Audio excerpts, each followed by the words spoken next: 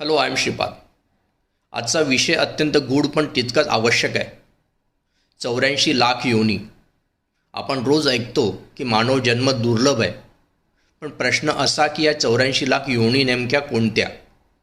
खरंच हा आकडा कसा तयार होतो? तर याचं एक पारंपरिक वर्गीकरण आपण समजून घेऊ, जे आपल्याला पुराणांमध्ये सांगितलेलं आहे. पहिली जलचर योनी, याच्यामध्ये 9 लाख काउंट आहे. म्हणजे मासे, शार्क, कासव, ऑक्टोपस किंवा समुद्रातील अनंत जीवसृष्टी. दुसरी स्थावर योनी 20 लाख, ज्या हलत नाही असे वृक्ष, वनस्पती, झाडे, वेल, गवत इत्यादी. तिसरी कीटक कृमियोनी 11 लाख, सूक्ष्म जीव जसे डास, माशी, अळी, हजारो कीटक प्रकार.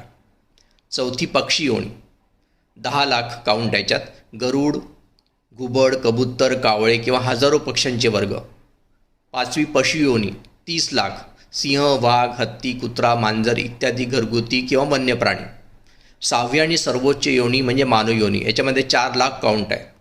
हे 4 लाख म्हणजे विविध अवस्थांचे, संस्कृती, चेतनास्तरांच्या विविध प्रकारचे मानवजन्म. आता महत्त्वाचा भाग, या सर्वांचा एकत्रित आकडा जर आपण पाहिला तर 9 + 20 + 11 + 10 + 30 + 4 मिळून टोटल 84 लाख योनी क्रिएट होतात. हा आकडा नेमका अशाच पद्धतीने पूर्ण होतो. या सगळ्यांचा एक अंतिम संदेश हाच की जीवचेतना लाखो स्तरातून वरवर येत राहते. येत मानव जन्माला ती पोचते. म्हणूनच मानव जन्म म्हणजे साधना करण्याची सुवर्णसंधी आहे.